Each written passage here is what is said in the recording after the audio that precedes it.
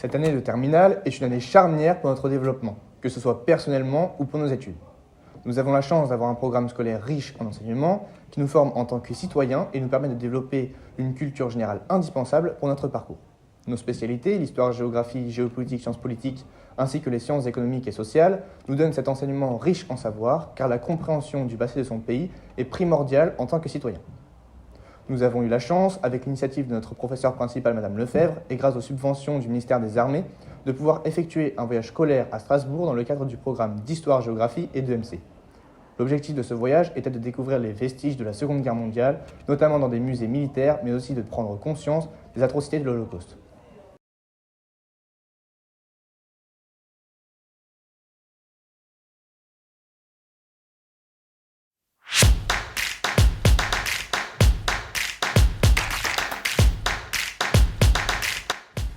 Le MM Park est un musée militaire situé à la Wandenow en Alsace, proche de Strasbourg.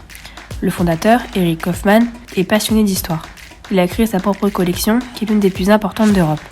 Le musée est entièrement consacré à la Seconde Guerre mondiale, qui s'est déroulée de 1939 à 1945. Il a ouvert ses portes le 1er mars 2017 et nous offre 7000 m² d'exposition d'objets, d'armes, d'uniformes types ou encore de chars. Le musée a dédié une grande place pour exposer les chars, notamment des différents belligérants. Ces différents chars ont été achetés aux enchères aux USA et en Europe lors des voyages de recherche de Erich Kaufmann pour créer sa propre collection et ont été acheminés en Alsace et rénovés. Il faut savoir que la moitié de ces chars sont en état de marche aujourd'hui. Les grandes nations qui s'affrontaient lors de cette guerre mondiale étaient dotées d'une quantité d'armes très importante, notamment les États-Unis, l'URSS, la France, mais également la Grande-Bretagne. De nombreuses armes ont été exposées dans des vitrines, notamment celles qui ont été le plus utilisées pendant la Seconde Guerre mondiale. Quelques exemples, le pistolet, le revolver, les fusils, les mitraillettes, les grenades ou encore les canons. À travers ces vitrines, on peut y voir l'ensemble des armes utilisées et développées durant cette guerre. Une des forces du MM Park est son importante collection de tenues militaires. Plusieurs centaines ont été acquises par Erich Kaufmann et mises en valeur dans le musée, ordonnées par nation. En effet, le musée rend visible les uniformes portés par tous les corps d'armée de toutes les nations de la Seconde Guerre mondiale, qui varient aussi en fonction du sexe également. On peut ainsi observer des uniformes de la marine française, des parachutistes allemands ou russes, des espions soviétiques, américains, de tous les corps d'armée de toutes les nations du monde qui ont été appliqués pendant la Seconde Guerre mondiale. Le musée expose aussi les tenues des civils, comme les infirmiers qui ont eu une importance primordiale dans le conflit. Ainsi, les visiteurs peuvent se figurer concrètement à quoi ressemblait le conflit, surtout en fonction des grades, un système méconnu mais essentiel dans la Seconde Guerre mondiale et encore primordial aujourd'hui. De plus, on peut constater avec ces tenues l'évolution vestimentaire qu'a suggéré la guerre. Les tenues ont dû s'adapter face à la modernisation des armes ou à la discrétion souhaitée en fonction des corps d'armée. Dans le cadre de la préparation du débarquement en France, l'état-major du général Eisenhower imagina en mars 1943 la création d'un plan baptisé Sussex. Le plan Sussex prend une grande place dans ce musée puisqu'une vitrine entière lui est dédiée. De nombreux soldats ont travaillé au service du renseignement dans des conditions déplorables, ce qui montre leur bravoure, notamment par la fidélité de ces derniers en ne dénonçant jamais leurs camarades et en risquant même leur vie. C'est donc une vitrine de mémoire pour ces nombreux soldats. Il a fallu 7 ans pour concrétiser le projet d'Erich Kaufmann et 20 ans pour collecter les objets du musée et en faire sa collection. Le MM Park, de par sa collection riche, permet de remplir des objectifs multiples et divers. Premièrement, il permet d'informer sur la Seconde Grande Guerre et de constater les innovations en termes d'armement qu'elle a permis. Ainsi, il est rendu possible pour les visiteurs de comprendre que la guerre a toujours été un moteur d'innovation. Le MM Park, en illustration, au même titre que la Première Guerre mondiale, a permis le développement de l'aviation et la guerre froide le développement des techniques de communication. Ce musée militaire rend accessible des fragments de l'histoire. Il est ainsi possible pour nous de mieux nous figurer le déroulement de ce conflit avec des éléments concrets qui matérialisent aux yeux de certains visiteurs un conflit qui semble parfois assez vague pour ceux qui ne sont pas sensibles aux films et autres images capturées pendant cette période. Mettre en valeur et restaurer pour entretenir la mémoire est un objectif du musée. Ne pas oublier les erreurs du passé permet de ne pas les reproduire. Cette leçon transmise par le MM Park est primordiale et gagnerait à être connue de tous à l'heure où des conflits éclatent partout dans le monde. Exposer des œuvres sur une période si sombre de l'histoire rend hommage aux soldats, en offrant une vision d'eux très humaine, en les appelant par leur nom, afin de ne pas les voir uniquement comme des guerriers. Le MM Park rend hommage à ces soldats de toute nationalité, ayant défendu leur pays face à l'agresseur ou ayant été forcés par leur régime d'en agresser d'autres.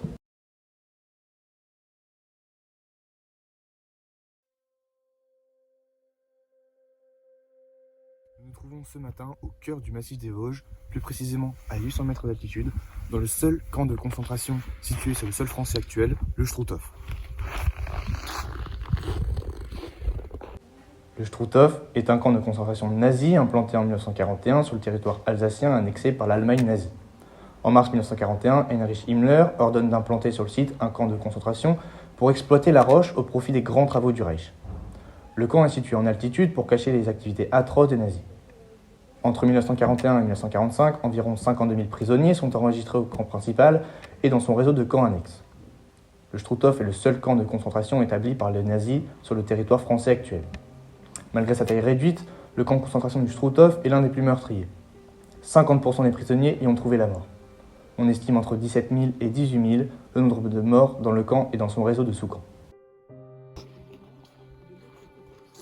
Au Struthof, on retrouve des traces évidentes de la barbarie dont les déportés ont été victimes, mais aussi la villa du commandant en charge du camp, véritable maison de carte postale qui contraste avec l'horreur du camp. Au premier abord, cette maison semble normale, mais les barbelés qui l'entourent trahissent sa fonction. Par la fenêtre, la vue donne sur la grande cheminée du four crématoire et les baraquements où des milliers de détenus souffraient de la faim et du froid. Sous ces airs innocents, cette demeure servait donc des dessins bien sombres. À l'ouverture du camp, des cendres et des bouts d'ossements humains qui servaient d'engrais ont été retrouvés dans le potager. Le camp est dissimulé dans la montagne, encadré d'une grande forêt de pins dans une ancienne station de sport d'hiver. La route sinueuse qui y mène dissuadait les curieux de s'approcher du camp. Les nazis tenaient à garder ce genre d'activité cachée, même si l'odeur des fours crématoires ne trompait pas. Si le camp est localisé dans cet endroit si particulier qui aujourd'hui est si calme, débarrassé des cris des nazis et des gémissements qu'il a pu connaître, c'est pour l'exploitation de la roche. Cette zone de la montagne regorge de granit rose, tant convoité pour les grands travaux nazis.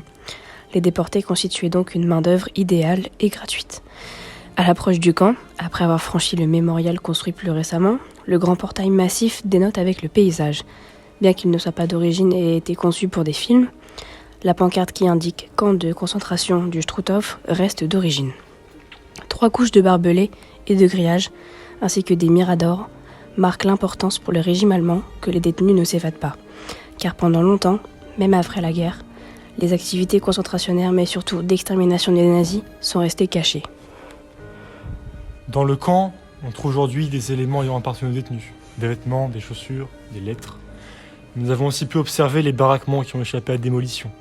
Nous avons pu visiter leur intérieur, aménagé soit en dortoir insalubre, soit en prison ou encore en salle de dissection. En effet, la particularité du Struthof est que de nombreuses expériences ont été menées sur les cadavres de déportés qui a justifié aux yeux des nazis la construction d'une chambre à gaz, afin de ne pas abîmer les cadavres avant leur dissection. Les nazis avaient imaginé 1001 façons de torturer les prisonniers. Table de bastonnade, potence, cellules minuscules. Les fours crématoires sont encore visibles aujourd'hui.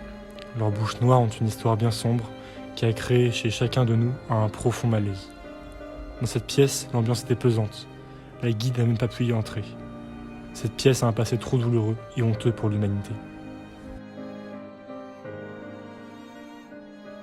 Nous nous trouvons actuellement devant la potence du camp Struthof qui illustre parfaitement la cruauté des nazis envers les prisonniers du camp. En effet, cette potence n'est pas traditionnelle, elle n'est pas censée rompre la nuque pour causer une mort rapide, et presque sans douleur, mais elle est bien censée étouffer les prisonniers pour que la mort soit très lente et douloureuse. Les autres prisonniers sont placés en spectateurs sur cette esplanade pour admirer ce spectacle macabre, car les nazis les y obligent afin qu'ils ne recommencent pas les mêmes délits.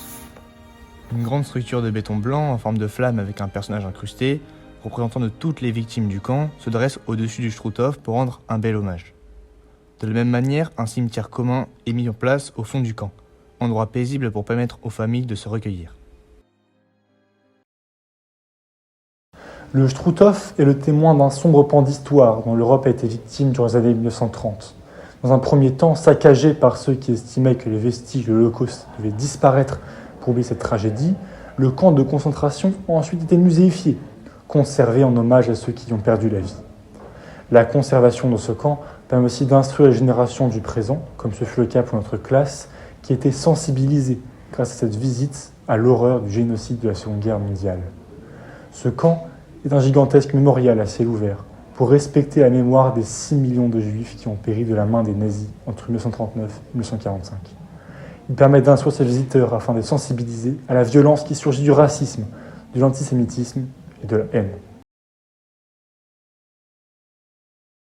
Ce voyage a donc été l'occasion pour notre classe d'en apprendre plus sur la Seconde Guerre mondiale, en apprendre plus sur son aspect militaire grâce au MM Park qui nous a exposé la plus grande collection de France d'armes de la Seconde Guerre mondiale, mais aussi en apprendre plus sur son aspect humain avec la visite du Struthof auquel la classe a été très sensible.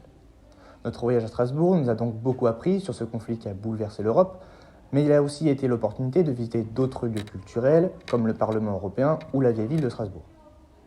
Mais nous ne pouvons pas ignorer aussi que ce voyage a été l'occasion de créer un vrai rapprochement au sein de la classe, un véritable renforcement des liens qui nous unissent, qui a rendu ce voyage d'autant plus inoubliable. Ce voyage aurait sans doute été impossible sans les subventions de votre ministère. Nous vous adressons donc ce message pour vous remercier de cette opportunité que vous nous avez offerte. Des souvenirs mémorables et un enrichissement culturel certains ont été permis par ce voyage. Vous nous avez offert un beau moment, merci pour cela.